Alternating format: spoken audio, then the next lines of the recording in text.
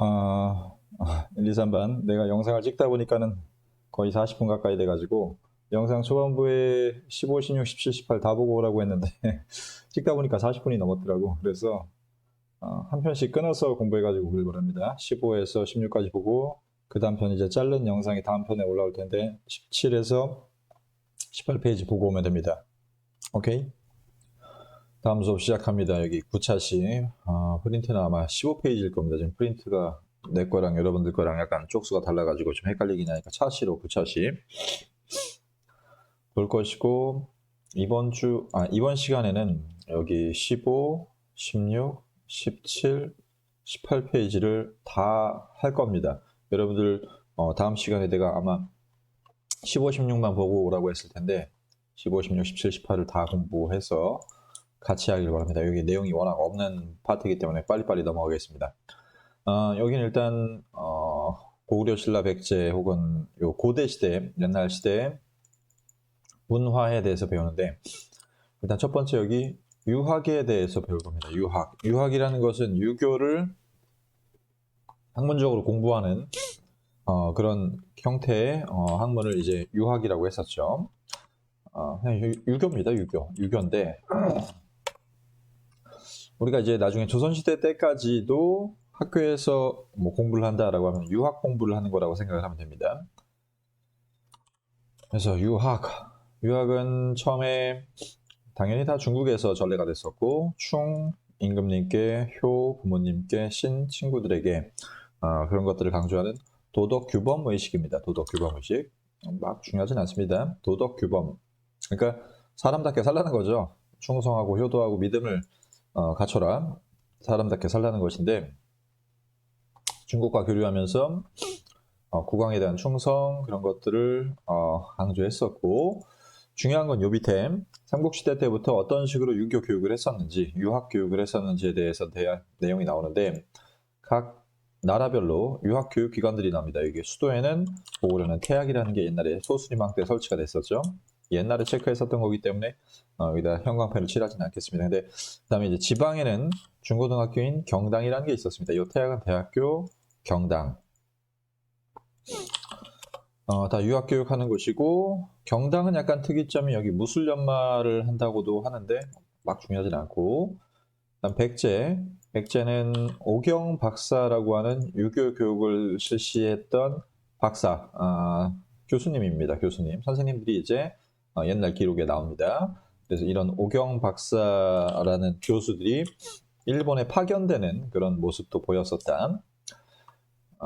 이런 기록들은 다 옛날 역사책 기록들에 나옵니다. 예를 들어서 여기 삼국사기라고 하는 역사책에 보면은 임금이 태학을 세워서 자제들을 교육했다라고 소수림왕 때에 대한 관련 기록들이 있고, 경당은 언제 세운 건지 모르겠지만 어쨌든 옛날 당시 당나라의 역사책인 구당서에 나와 있습니다. 마찬가지로 일본의 당대 역사책인 일본서기에는 오경 박사 왕류귀라고 하는 사람을 이 사람과 교대해서 일본으로 파견했다라고 하는 그런 기록이 나옵니다. 그다음에 신라 쪽에는 유학 교육을 어떻게 했었는지에 대한 자료가 임신서기석이라고 하는 책에 나옵니다. 이 책의 내용을 보면은 임신년에 친구들 두 사람이서 맹세해가지고 여기 돌에다가 여기다 낙서를 한 거예요. 우리 이렇게 하자라고 서약을 한 거죠. 서약을 해서 기록을 했기 때문에 이거를 임신년의 서기석이라고 합니다. 임신서기석. 뭐라고 약속을 했냐 보면은 우리가 시, 상서, 예기, 전이라고 하는 책들을 차례대로 학습하자. 3년 동안 차례대로 학습하자라고 여기 약속을 했기 때문에 이걸 임신서기석이라고 하고, 임신서기석에 유학 공부 사실을 기록을 해놨다라는 점 잘 알아두고, 진흥왕 순수비에도 유학 경전에 관련된 내용들이 나오기는 합니다만 이 임신서기석이 제일 유명합니다. 여기까지가 고구려 백제 신라의 유학이고, 그 다음에 남북국 시대의 유학, 통일신라와 발해의 유학이 어떻게 발전했는지에 대해서 볼 텐데, 예전에 봤던 것들이기 때문에 빨리빨리 넘어가겠어요. 신문왕은 국학을 설립을 했었죠. 신문왕 앞에서 봤었습니다. 육두품 유학자들이 여기서 많이 배출이 됐었다. 그런데 신문왕 말고 좀 신문왕으로부터 한 몇십 년 뒤에 원성왕이라고 하는 왕이 나오는데 이 왕은 독서상품과라고 하는 시험 제도를 마련합니다. 평가제도. 그러니까 이 국학에서 공부했던 애들을 총 책을 잠깐만 책을 아이씨 타이밍이 이상해졌어. 뭐 설명했지 내가? 이 국학에서 공부했던 사람들을 총 3등급으로 나눠가지고 책 읽은 것에 대해서 평가를 했었습니다. 밑에 보면은 상급, 중급, 하급으로 등급 제도야. 지금 여러분들 9등급까지 있지만은 지금 이때는 3등급으로 나눠서 했던 제도를 독서 3품과라고 합니다. 책을 읽은 것을 얼마나 알고 있는지를 바탕으로 해서 상, 중, 하로 평가를 했었다. 이게 독서 3품과입니다. 형광펜 표시를 할까 말까 하는 게 좋겠다. 평가하는 시험제도입니다. 등급제도.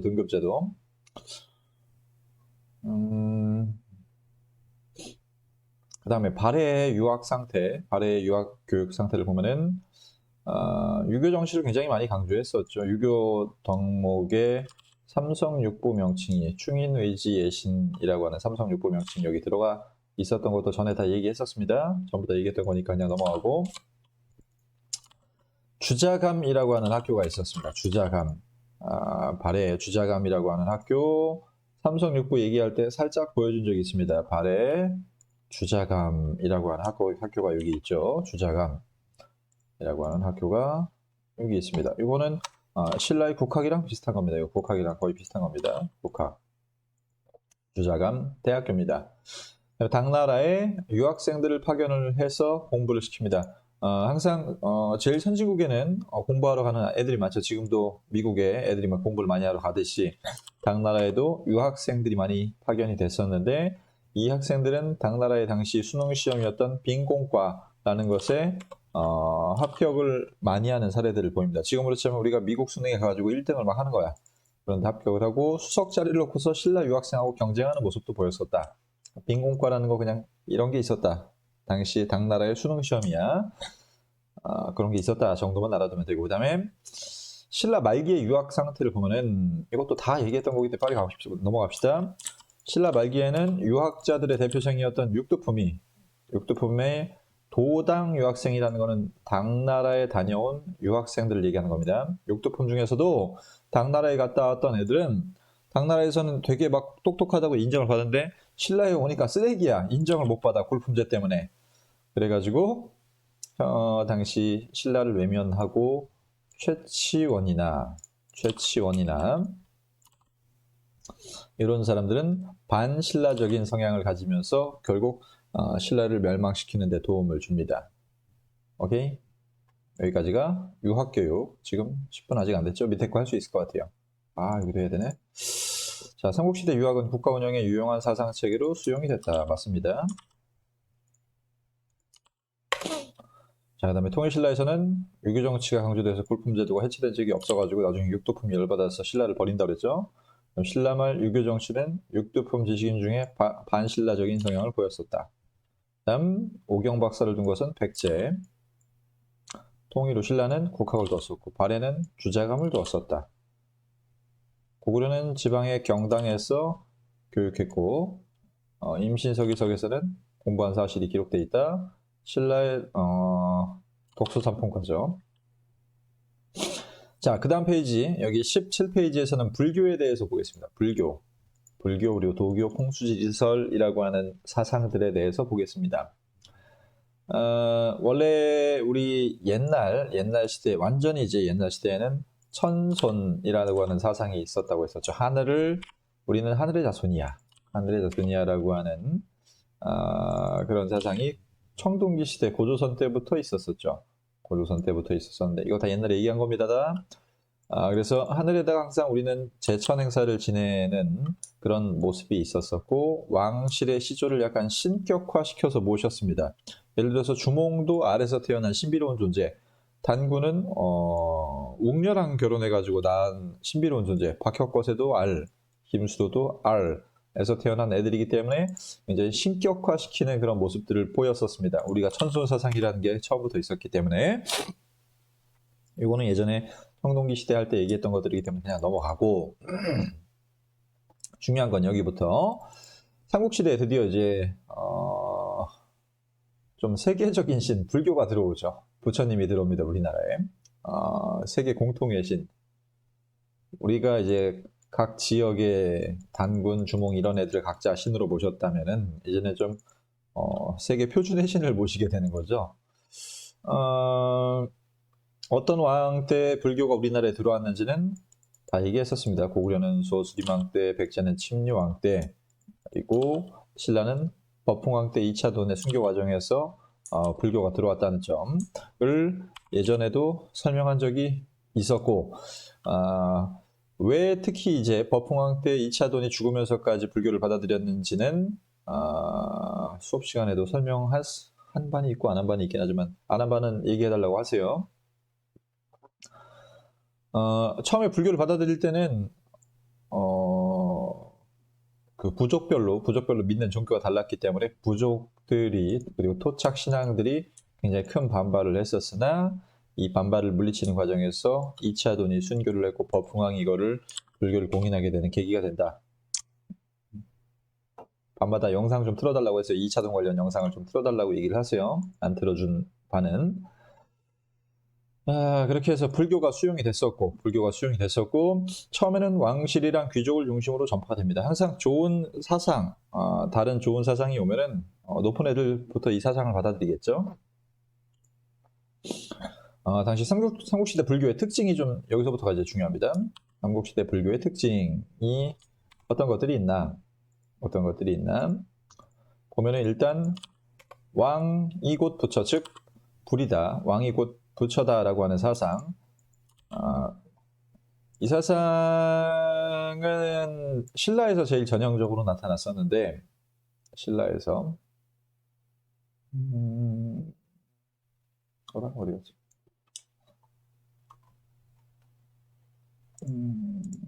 여기 있다.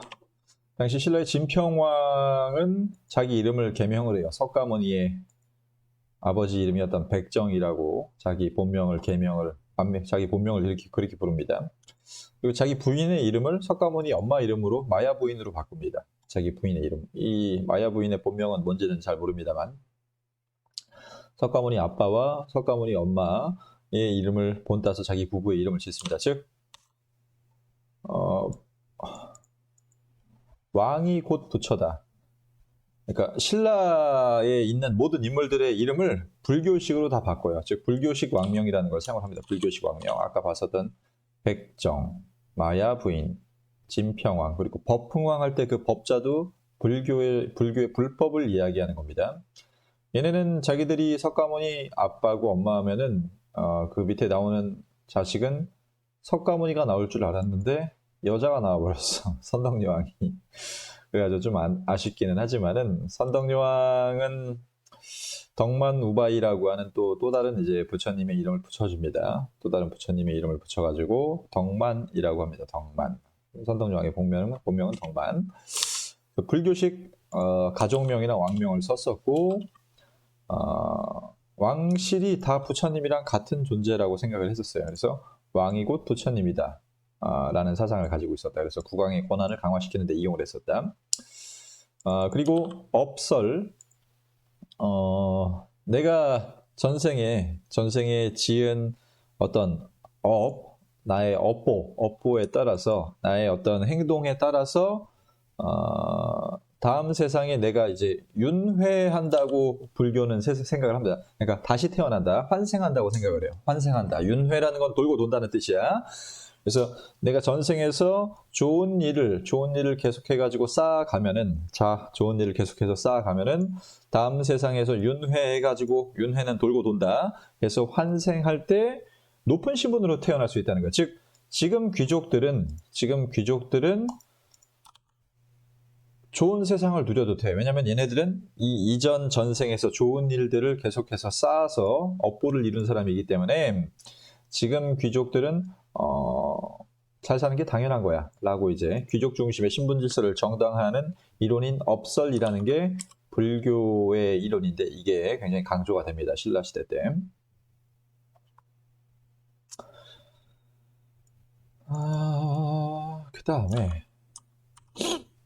그 다음에 그렇게 해서 불교가 왕과 귀족들을 중심으로 해서 들어왔고 그래서 국가에 전반적으로 퍼지면서 우리나라 문화에 엄청난 영향을 미치죠. 우리나라 대부분의 건축물이나 조각상 그런 것들은 불교의 조각상이 많습니다. 서양에 가면 마찬가지로 서양에는 절이 아니라 이제 거기는 교회 혹은 그 예수님 조각상들이 많죠. 그런 것처럼 우리나라는 부처님 조각상이나 절 건물들이 굉장히 많습니다. 사찰이 건립되고 불교 행사가 많이 개최되고 개인의 윤리 의식이 높아진다. 요거는 아까 봤던 윤회와 업사상 때문에 지금 내가 착한 일을 많이 하면 나중에 귀족으로 태어날 수 있어. 왕으로 태어날 수 있어. 라고 하는 그런 생각 때문에 개인의 윤리 의식을 높이는 데 이용이 됐었다. 불교와 함께 서역, 중국과 그리고 서역은 요거 인도 지방입니다. 인도 지방에 문화가 다양하게 전파가 되면서 우리나라의 고대 문화가 발전하게 되는 계기를 마련하게 됩니다. 고대 문화가 발전한다. 이것도 체크를 해놓고 고대 문화가 발전하게 돼서 당시 고구려의 대표적인 불상 연가 7년명 금동열의 입상이라고 하는 게 있습니다. 사진으로 봅시다. 사진으로 연가 7년명 금동열의 입상 요거 그때 발해 불상을 이야기할 때 얘기했었는데 요게 연가 7년명 금동열의 입상입니다. 금으로 만들었죠. 금으로 만들었는데 조각을 굉장히 정교하게 한 모습들이 여기 옷주름까지도 이렇게 굉장히 정교하게 한 이런 모습들이 돋보이는 조각상이고 뒷면에 요 조각상을 만든 연도가 적혀 있어요. 연가 7년이라고 적혀 있습니다. 그래서 연가 7년명 금동열의 입상이라고 합니다. 그냥 열의 입상이라고 합니다. 중요한 자료니까 잘 기억하고 아마 장수왕 때가 이 연가 7년일 겁니다. 연가 7년.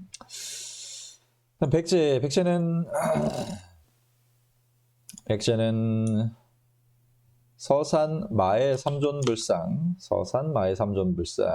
백제의 미소라고도 하는 원래 부처님들은 여러분들 그 다른 조각상들 보면 알겠지만은 약간 좀 불상을 한번 봐볼까요? 불상은 원래 약간 근엄한 표정 이렇게 좀 약간 좀 무심한 표정 이런 것들이 있는데 요 서산 마의 삼존불은 이제 자세히 보면 알겠지만은 활짝 웃고 있죠. 너무 활짝 웃고 있죠. 백제의 미소라고도 불리는 서산 마의 이 세 분의 부처님이 다 웃고 있어. 웃고 있죠. 그래서 이런 백제의 어떤 좀 유쾌한 모습을 보여주는 부처 불상이기 때문에 굉장히 중요하니까 잘 기억하고 그다음에 익산의 미륵사지석탑이라고 하는 게 있습니다. 익산 미륵사지석탑이라고 하는 게 있는데 요겁니다. 요거 익산에 있는 미륵사지석탑인데 요게 굉장히 규모가 큰 탑이에요. 7층인가 뭐 9층인가 그래요. 근데 이게 일제시대 때에 이제 일본이 이거를 정비를 하려고 했는데 너무 이렇게 엉망이다 보니까 여기다 시멘트까지 막 발라놓고 그랬었어요. 일본 애들이 여기다 시멘트 이거 쓰러질까봐 시멘트를 막 발라놓고 그랬었어요. 이것들은 다시 쌓아야 되는데 이거 시멘트를 그냥 귀찮으니까 발라버린 것 같아. 그래가지고 최근 10년 정도 시멘트를 해체하고서 다시 쌓는 작업을 공사를 해서 한 2년 전인가 3년 전에 이렇게 완전히 복원이 됐습니다. 이렇게 깔끔하게 복원이 됐습니다. 여기는 약간 부셔지긴 했지만은 아까 봤던 이 모습보다는 훨씬 더 낫죠. 이건 너무 흉측하단 말이야. 그래서 백제의 굉장히 탑 양식, 백제의 탑 양식을 상징하는 것이기 때문에 중요합니다. 익산 미륵사지석탑. 그리고 부여에 있는 정림사지 석탑, 다 백제의 탑입니다. 백제는 탑이 유명합니다. 여기 이게 정림사지 5층 석탑입니다. 아까 요 미륵사지 석탑에 비해서는 훨씬 더 안정감이 있는 모습이죠. 굉장히 안정감이 있는 부여에 있는 미륵사지 5층 석탑입니다. 안정감과 조화를 안정감과 조화를 상징하는 그런 탑이라고 생각하면 됩니다. 너무 오래 찍었나? 19분 빨리 끝내줄게요. 그 다음에 신라는 경주 분황사의 9층 목탑. 여기 있는 건 미안하지만 다 중요합니다. 분황사에 있는 9층 목탑은 안 중요하고 분황사에 있는 모전석탑만 중요합니다. 분황사의 모전석탑이라고 해서 모전이라는 건 벽돌이라는 뜻인데 벽돌로 지은 석탑입니다. 경주 분황사라고 하는 절에 모전석탑이 있습니다. 이것도 신라의 유명한 탑입니다. 자, 그렇게 해서 신라의 불교가 들어와서 이러한 문화재들이 많이 만들어졌다라는 점 잘 기억하고